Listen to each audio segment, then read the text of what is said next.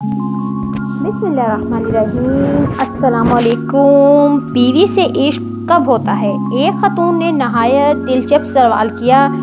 कहने लगी कि तार साहब ने आपका हज का सफ़रनामा मुवल काबे शरीफ पढ़ा है, जिसमें आपने अपनी बेगम को तस्करा इस तरह किया है जैसे वो आपकी बीवी ना हो, गर्लफ्रेंड हो। मैंने मुस्कुराते हुए कहा कि खातून, जब मैं अपने सफ़रनामों में गैर मनकूहा ख़वातीन का तस्करा करता हूँ तब भी लोगों को एतराज़ होता है, और अब अगर अपनी मनकूहा के साथ बात की है तो भी एतराज़ होता है। अगर आखिरी उम्र में बिला आखिर अपनी बीवी के इश्क में मुब्तला हो गया हूँ तो भी आपको मंजूर नहीं। वो खातून नहायत पुरमसरत अंदाज में कहने लगी, आखिरी उम्र में ही क्यों?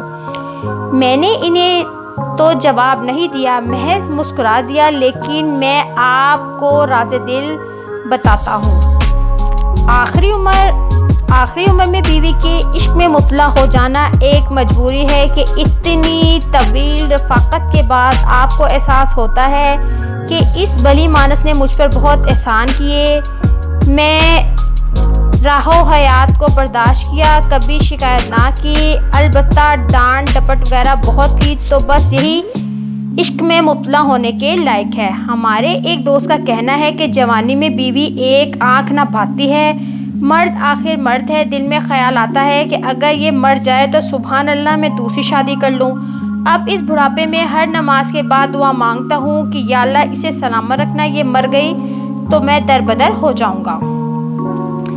मुझे तो कोई पानी भी नहीं पूछेगा, मुझे पहले ले जाना, इसे सलामत रखना। वैसे ये मेरा निस्फ सदी का पासे सोने की मानींद खरा तजर्बा है कि नौजवानी में अपनी बीवी से इश्क करने वाले और इसका चर्चा करने वालों ने हमेशा अपनी बीवियों से छुटकारा हासिल करके दूसरी शादियां की। मुझसे 5-6 बरस जूनियर एक मुनासिब शायर और इन दिनों बहुत धांसू कॉलम निगार ने कहा, ताड़ भाई, आप जानते हैं कि मैंने इश्क की शादी की है। अपनी बीवी से एक ऐसा इश्क करता हूँ जिसकी मिसाल रोए ज़मीन पर ना मिलेगी। मैं इसकी पुरतिश करता हूँ, वही मेरा मज़हब है। और मैंने उसे जो खतूत लिखे, जानिसार अख्तर ने क्या लिखा होगे, ये खतूत ताजमहल से भी ज़्यादा अजीम तर हैं। मैं ये खतूत किताबी सूरत में शाया करवा रहा हूँ ताकि आने वाली नस्लों को मालूम हो कि इश्क क्या होता है। और इस शहर में सिर्फ 3 लोग हैं जिन्हें मैं इस काबिल समझता हूँ कि वो खतूत की इस किताबें को तहरीर कर पाएँ। एतजाज़ हसन, मन्नू भाई और आप। उन्होंने लिख दिया, आप भी लिख दें। मैंने लिख दिया और फिर किताब का इंतज़ार करने लगे। 4-5 माह के बाद मैंने इस किताब की नशर से पूछा कि खतूत की वो किताब क्या हुई, तो वो कहने लगा, मौसूफ तो अपने इश्क को तलाक दे चुके हैं और इन दिनों दूसरी बीवी के इश्क में सरशार हो रहे हैं।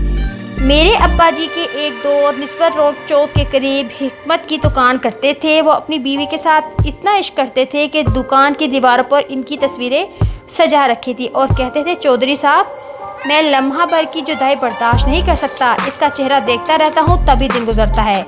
जाने क्या हुआ कि इनकी बीवी नागानी मौत से दोचार हो गई। इनको इतना सदमा हुआ कि बहुत दिनों तक कुछ खाया पिया नहीं और कमज़ोर हो गए। मरहुमा की कब्र के बराबर में एक झोंपड़ा डालकर उसमें फरोकश हो गए। घर तक करके कब्रिस्तान में बसेरा कर लिया, दरवेशी इख्तियार कर ली, बीवी की कब्र के साथ लिपट कर रोते रहते।